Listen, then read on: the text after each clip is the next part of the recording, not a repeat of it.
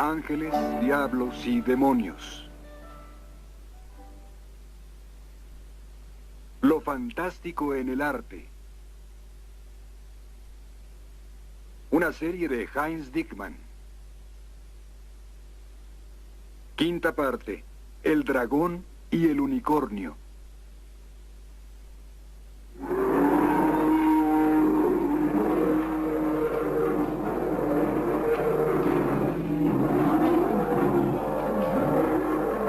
El dragón. Un símbolo de lo invicto, lo amenazador, lo lóbrego. Un enemigo de la humanidad.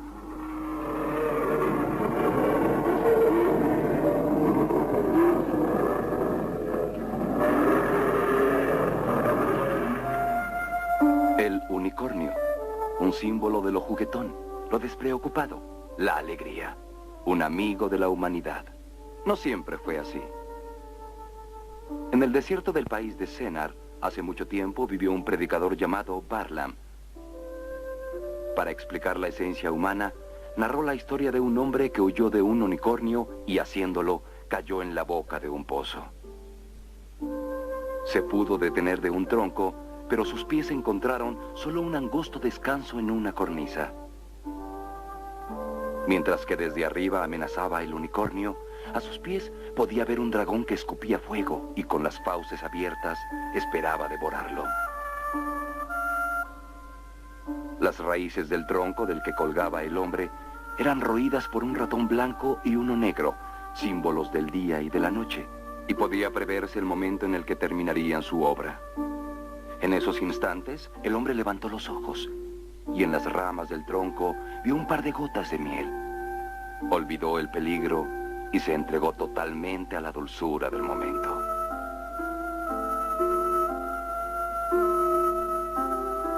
¿Qué quiere decir esta historia tomada de la leyenda áurea del año 1270? Perseguido por la muerte a la mitad de su vida, con el infierno a los pies, el hombre saborea despreocupadamente los dulces placeres de este mundo. Pero concentrémonos en los actores.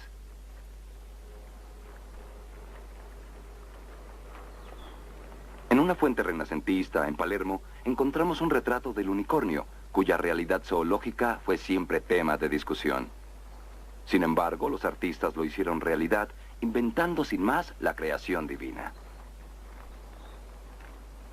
Los científicos, siempre desconfiados de los artistas, buscaron el origen de la leyenda del unicornio en el burdo, aunque también bello, rinoceronte.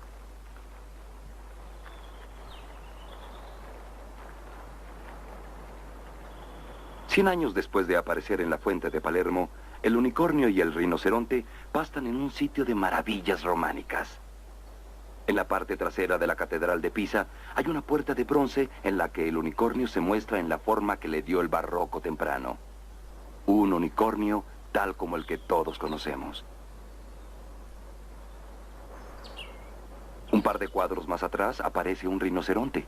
Sale directamente del maravilloso bosquejo creado por Alberto Durero. El hecho de que el rinoceronte sigue siendo capaz de conquistar la fantasía de un artista queda confirmado en un pintor italiano de nuestra época, Stanislao Lepri, que se ve a sí mismo como un rinoceronte, y los rinocerontes habitan sus cuadros. Él los ha visto, y ahora nosotros los vemos, y no nos quedamos con la duda de que los vio así. Y es que en el arte nada parece más posible que lo imposible.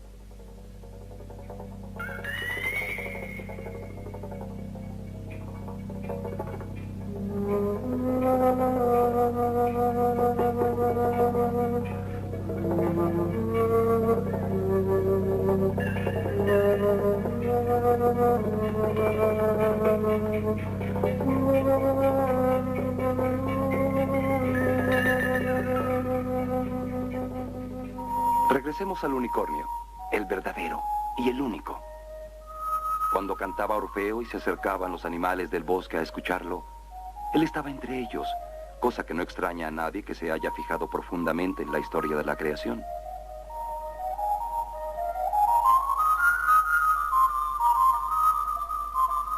Pues evidentemente se encuentra entre las criaturas de la primera hora, que adoraban jugar cerca de Eva. Eso correspondía a su naturaleza juguetona.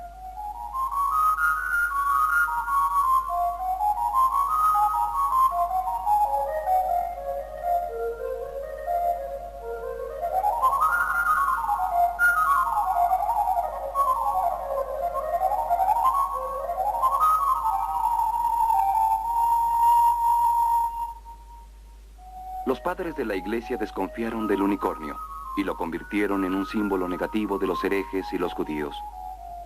Sobre esta miniatura del siglo IX parece estar amenazando al crucificado, pero también podría ser un símbolo de la fuerza divina que brota del que sufre. Por supuesto que entonces experimentamos una de las más maravillosas metamorfosis de la historia simbólica del Occidente. El unicornio subió al cielo. De ahí se desarrolla en la primavera del medioevo una historia que podemos leer aquí en un cuadro de Martin Schongauer. Cristo sigue presente como espíritu en el cielo.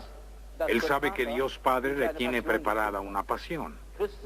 Cristo debe bajar a este mundo para redimir a la humanidad de la caída futura. Pero Cristo no quiere nacer.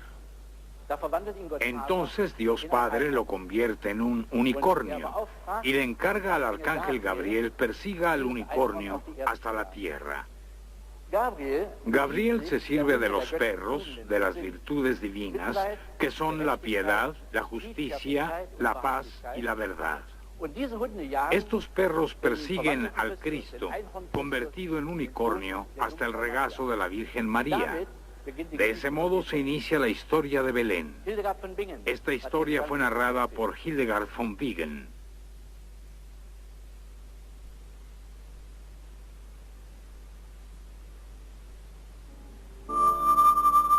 Hacia fines de la época medieval, los finos y coloridos tapices nos muestran la casa del unicornio. Solo que ya no debemos identificar cada unicornio con un representante de Cristo, pues ya se encuentra en camino a sufrir una nueva transformación. De ser símbolo de la pureza, se convierte en símbolo de la lujuria y la fuerza masculinas. El beato gótico es disuelto por el ilustrado renacimiento. No es de extrañarse que los hombres encontraran en esta elegante y poderosa criatura una peligrosa competencia que era preciso quitar del camino.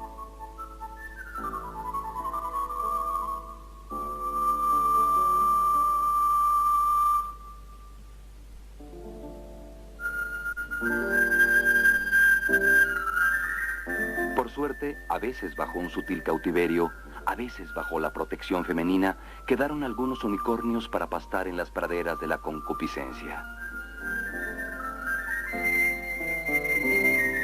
Frecuentemente encontramos a los unicornios en sitios insospechados. Echemos un vistazo al Palacio de los Ángeles. Cuando los papas, con todo y erario, se retiraban a este sobrio edificio, llegaban a un verdadero nido de unicornios. Un devoto unicornio conquista a una dama en la alcoba del Papa.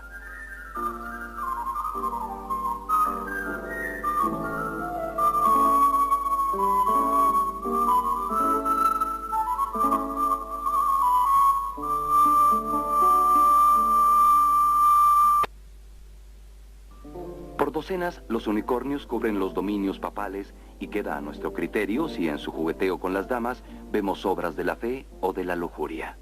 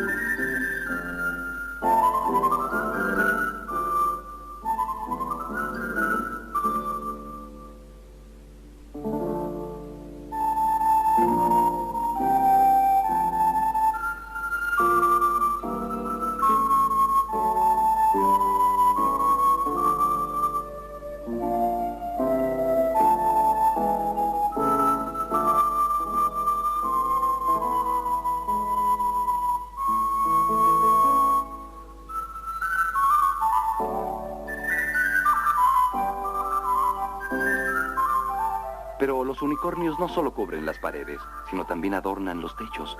Corren alrededor de ellos en forma de frescos, sumen sus cuernos en fuentes para quitarles lo venenoso, y una y otra vez descansan su cuerno en el regazo de las damas. Nuestra cuenta llegó a 60.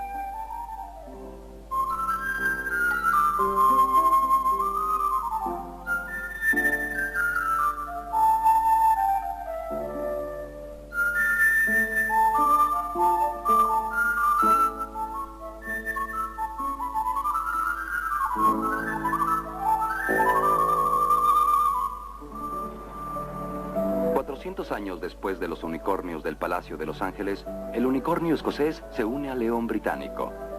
Ha nacido Gran Bretaña y el unicornio ha hecho su parte.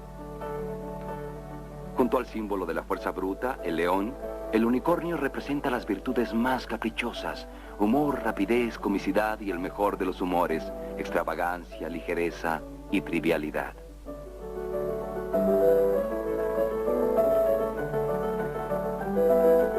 Hasta el día de hoy, el unicornio muestra estas y otras virtudes similares en la historia del arte.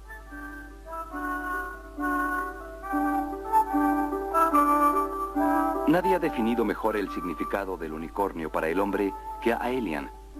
Perseguir un unicornio significa andar en la búsqueda de lo inalcanzable. Lo dijo en el siglo II de nuestra era.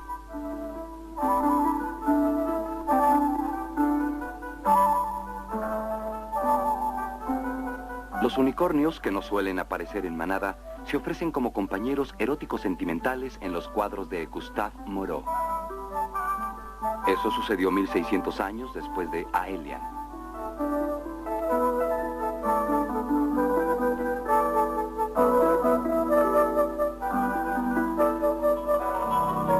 Hoy día, el artista fantástico vienés Ernst Fuchs es quien irrumpe en las profundidades místicas del enigmático unicornio.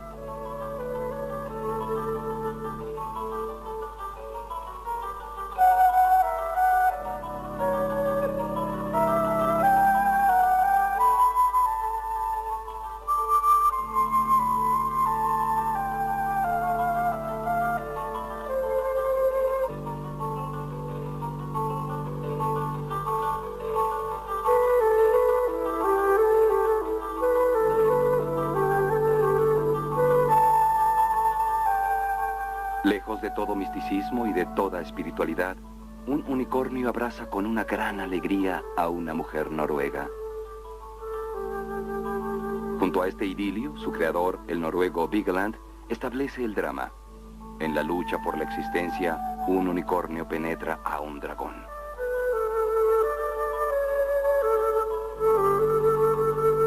Con ello llegamos a nuestro segundo ser místico, el dragón. El dragón se diferencia del unicornio por haber pruebas científicas de su existencia. En realidad existió, aunque la naturaleza discontinuó su producción hace unos 30 millones de años.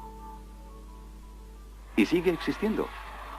Aquí, en Fort Ingvald, en el bosque bávaro, se aparece cada año para la fiesta de la matanza del dragón. En un grandioso espectáculo persigue a los guerreros y simboliza el terror de la guerra de los 30 años.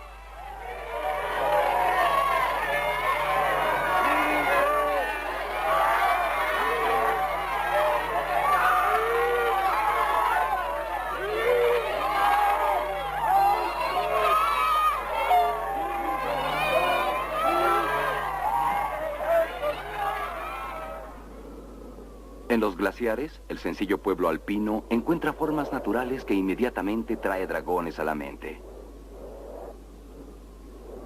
Eran víctimas de su fantasía, sobre todo cuando los glaciares se sumían parcialmente entre las nubes. Algunos cuando menos creían haber visto con exactitud al mismo gusano infernal.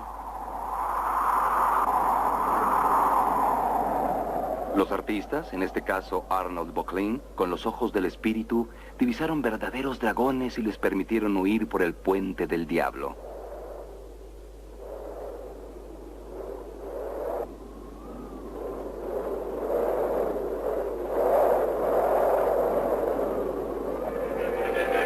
Los dragones que nos encontramos en las bellas artes suelen asimilar el contorno de los saurios. Probablemente en algunas personas heredaron el recuerdo de los verdaderos dragones que vivieron hace millones de años. La imagen del dragón viajó en el subconsciente colectivo humano de generación en generación. ¿Quién sabe de qué etapa evolutiva de tatarabuelos que algún día vieron a los verdaderos dragones? El temor a los dragones ha permanecido entre nosotros sin importar la forma en que estos se presenten, ya sea como dragones, guerra de 30 años, como huracán o como bomba. Los dragones desdeñan el contacto con los héroes salidos de las sagas nórdicas. En un poderoso cuadro del romántico suizo Johann Heinrich Füssli, el dios del trueno Thor intenta vencer a la serpiente Midgard, un esbelto dragón con cabeza de ternera. La golpea hasta con el martillo, pero Midgard escapa.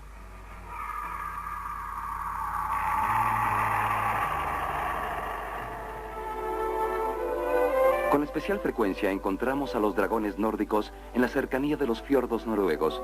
En esos parajes, ellos abandonaron sus escondrijos hace 1000 años para entretejerse en los primorosos ornamentos de las iglesias de madera. Lo hacen con una estricta geometría.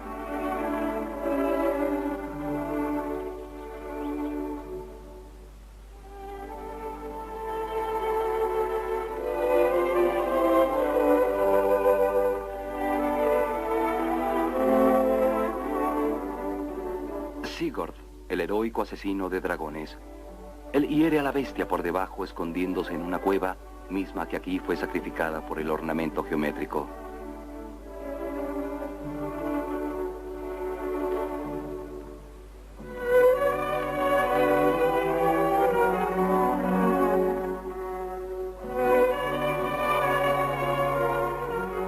Aquí lo podemos ver con mayor exactitud.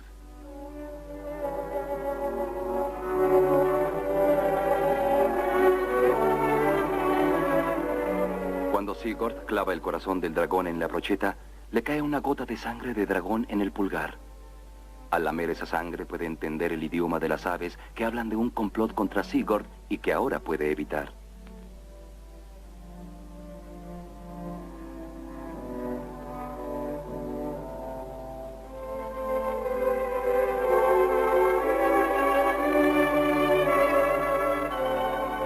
Las iglesias de madera son verdaderos sitios de reverencia a los dragones. Encontramos sus estilizadas testas en los tejados, donde, dado el caso, deben espantar a los dragones que llegaran a acercarse volando, enfrentándolos con sus propias fauces.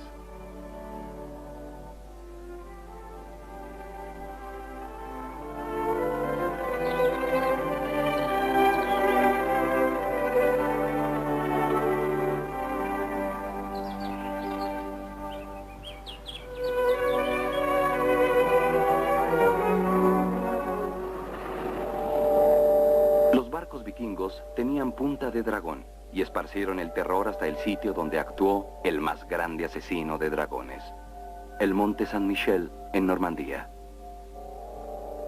Como lo delata su nombre, en el Monte Saint-Michel sopló el viento de aquella lucha entre el arcángel San Miguel y ese dragón que siempre simbolizaría desde entonces al mal, Satanás. Fue una lucha a muerte de la que los normandos y los bretones siguen haciendo alarde. Lo que quedó fue el monte, una pirámide a la fe en el Canal de la Mancha. Más tarde, San Jorge y un enorme ejército de santos locales combatieron a los dragones de este mundo.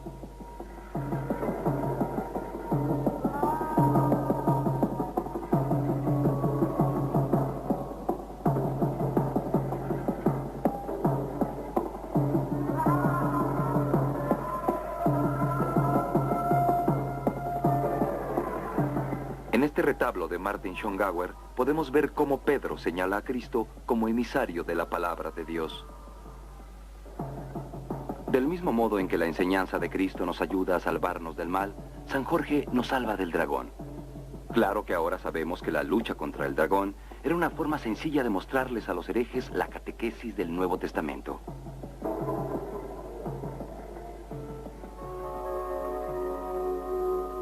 En el más asombroso cuadro de todos los cuadros góticos del Jardín del Edén, los dos asesinos de dragones, San Miguel y San Jorge, se sientan uno frente al otro y explican los trucos sutiles de la lucha contra el dragón.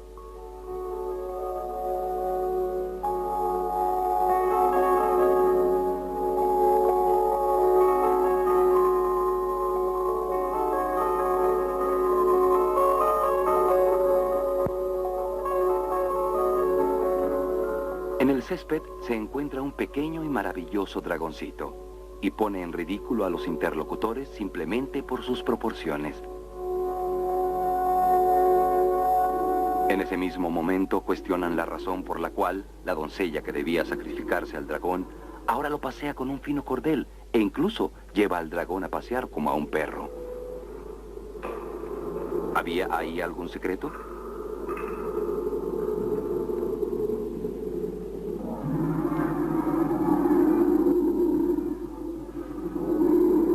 ¿Y por qué Santa Margarita no se quiere desprender de su dragón si ella ya estaba sufriendo su martirio en el aceite hirviente?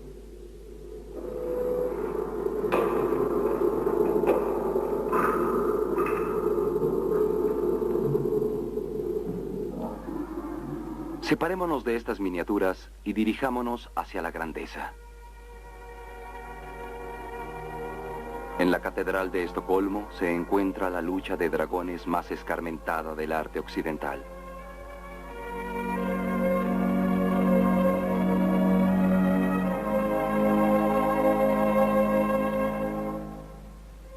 Con más de 4 metros de alto y otros tantos de ancho, fue esculpida hacia fines de la era gótica por el maestro Bert Notke, originario de Lübeck.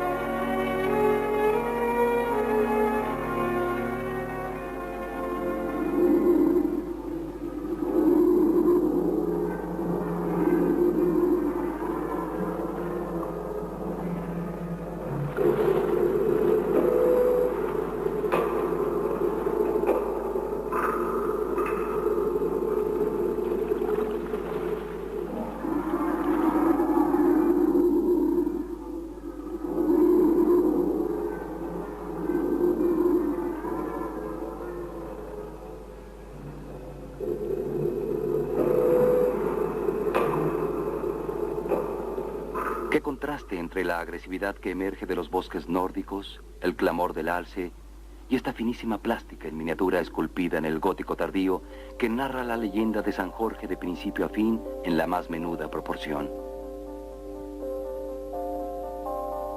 Es una escultura en cuadros, como un cómic esculpido, un milagro del arte gótico que nos permite imaginar lo que perdimos en las tormentas de imágenes de los fanáticos religiosos. Miles y miles de esculturas como esta fueron destruidas, carbonizadas, arrojadas de las iglesias.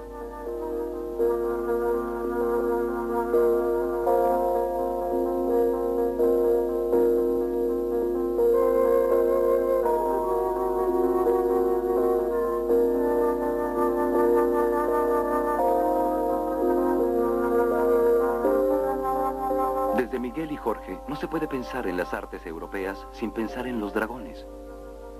Entre los cientos que encontramos, solo podemos mostrar aquí unos cuantos.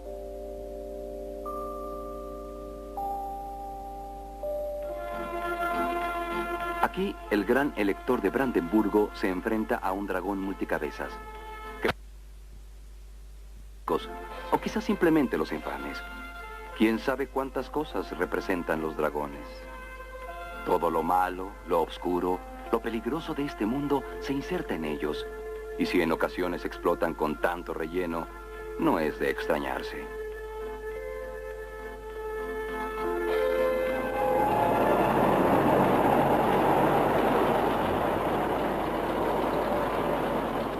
En el puente de Gante, San Jorge creyó tener que volver a matar al dragón. Claro está que lucha de dragones se da todos los días. Pero el dragón se escapó a la torre de la iglesia.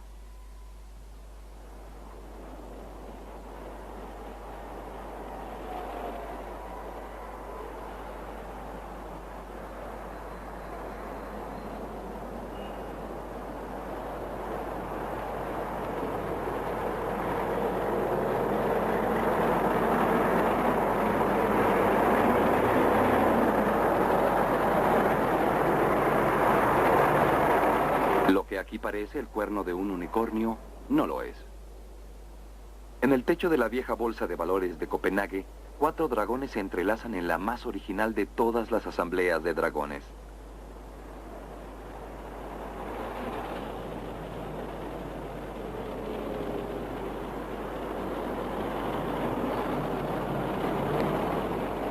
En Barcelona, un dragón del lejano oriente nos anuncia la venta de abanicos hechos en China.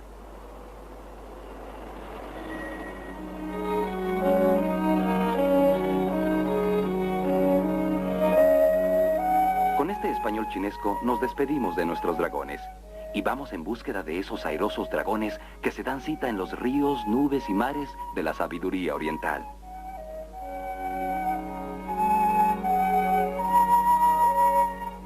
En estos parajes, los dragones son portadores de bendiciones que sirven de montadura a la diosa de la suerte sonriente.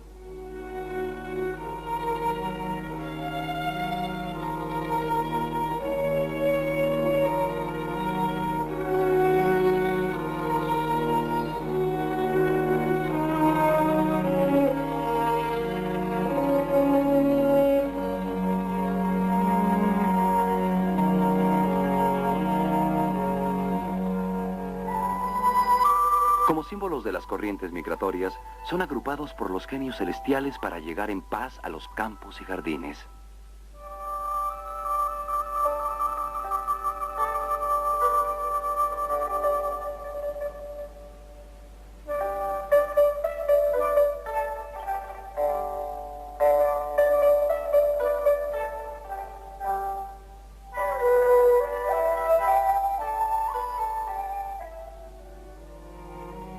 El dios hindú Vishnu baila sobre un dragón serpenteado que, con sus 7 cabezas, también le brinda su sombra cuando él duerme en el sol.